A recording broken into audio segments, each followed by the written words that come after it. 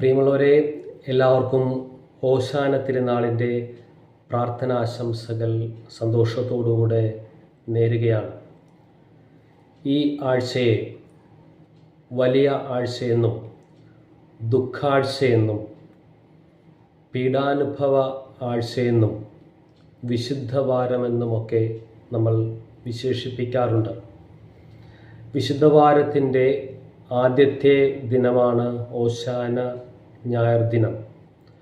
ഓശാന ഞായർ വിശുദ്ധ വാരത്തിലേക്കുള്ള കവാട ദിനമാണ്.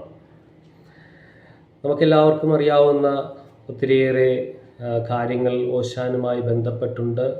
അതിൻ്റെ ഓരോ ധ്യാനാത്മകമായ കാര്യങ്ങളിൽ ചിലതെല്ലാം ചുരുക്കി ഇവിടെ അവതരിപ്പിക്കുവാനാണ് ഉദ്ദേശിക്കുന്നത്. പ്രത്യേകിച്ച് പ്രായമാർക്കൊക്കെ ഇതിനെക്കുറിച്ച് കൂടുതൽ അറിയാം. ചെറിയ കുട്ടികൾക്ക് വേണ്ടിയിട്ടുള്ള ചെറിയ സന്ദേശമായി ഇതിനെ കാണുക. G.K. ചെസ്റ്റർട്ടൻ്റെ ഒരു കഥ ഇങ്ങനെയാണ്. കഴുത മറ്റുള്ളവരുടെ ആർപ്പുവിളികളും ആരവങ്ങളും കേട്ട് ഇങ്ങനെ സന്തോഷത്തോടുകൂടെ നീങ്ങുകയാണ്. ഇത്രയും നാൾ തനിക്ക് ലഭിച്ചിട്ടില്ലാത്ത ഒരു സ്വീകരണം ലഭിച്ചതിൻ്റെ സന്തോഷത്തിൽ കഴുത വളരെ സന്തോഷവാനായിട്ടിങ്ങനെ ആടിയുലഞ്ഞ് എല്ലാവരുടെയും ജൈവിളികളൊക്കെ സ്വീകരിച്ചുകൊണ്ട് മുൻപോട്ട് പോകുകയാണ്. അന്ന് രാത്രി കഴുത കിടന്നുറങ്ങി. പിറ്റേ ദിവസം വീണ്ടും തനിക്ക് ജൈവിളികൾ ലഭിക്കും, തന്നെ മറ്റുള്ളവർ മഹത്വപ്പെടുത്തുമെന്നുള്ള സന്തോഷത്തോടുകൂടെ അത് വീണ്ടും ആ നിരത്തിലേക്ക് ഇറങ്ങുമ്പോൾ കാണുന്നത് ശോകമൂകമായിട്ടുള്ള ഒരു അന്തരീക്ഷം. ഇന്നലത്തെ പോലെയുള്ള ആരവങ്ങളില്ല. വളരെ ദുഃഖാകരമായ ഒരു സാഹചര്യം. എങ്കിലും കഴുത ഇന്നലെ നടന്ന പരവതാനിയിലൂടെ ഒന്ന് നടക്കുകയാണ്. തനിക്ക് വേണ്ടി ജൈവിളികൾ നടത്തുവാൻ ആരുമില്ല.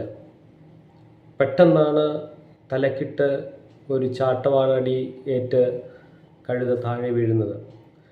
അപ്പോൾ കഴുത തിരിച്ചറിയുകയാണ്, ഇന്നലെ ശരിക്കും തന്നെയല്ല അവർ ജൈവിളിച്ച് ആരവത്തോടുകൂടെ സ്വീകരിച്ചത്, മറിച്ച് തൻ്റെ മുകളിൽ ഇരുന്ന ഈശോയാണ്, ക്രിസ്തുവിനെയാണ് ജൈവിളിച്ചത്, തന്നെയല്ല എന്ന് തിരിച്ചറിയുകയായിരുന്നു.